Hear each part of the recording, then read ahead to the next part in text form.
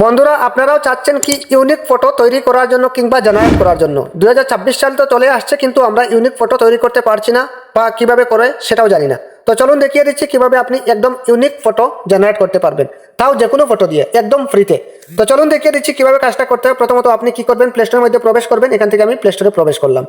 তারপর এখানে দেখতে পারবেন এই যে রয়েছে গো প্রম্পট এআই, এটার উপর ট্যাপ করে আপনি এটা ইনস্টল করে নেবেন। তারপর ওপেনের উপর ট্যাপ করে দেবেন। ঠিক আছে, ওপেনের উপর ট্যাপ করে দেওয়ার পর এরকম একটি ইন্টারফেস দেখতে পারবেন।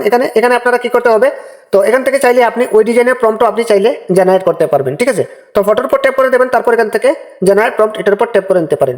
তো এবার মূলত বিষয় হচ্ছে আমরা 2026 সালের ফটোটা জেনারেট করতে চাই। তো আমরা এখানে সার্চ বারে লিখে নেব 2026। আমি সার্চ করে নিলাম। এবার কি করব, এখান থেকে বিভিন্ন ডিজাইনের ফটোগুলো চলে আসবে। এখান থেকে আমি যেই ডিজাইনের ফটোটা নিতে চাই সেই ডিজাইনের ফটোটা এখান থেকে আমরা নিতে পারবো। তো ধরুন আমি এক্সাম্পলের জন্য ওইটা নিতে চাই, তো আমি এটার উপর ট্যাপ করলাম। দেন এখান থেকে আমরা জেনারেট প্রম্পট এটার উপর ট্যাপ করে দেব। এটার উপর ট্যাপ করার পর এখানে দেখতে পারবেন আপনাদের কপি প্রম্পট, এটার উপর ট্যাপ করবেন।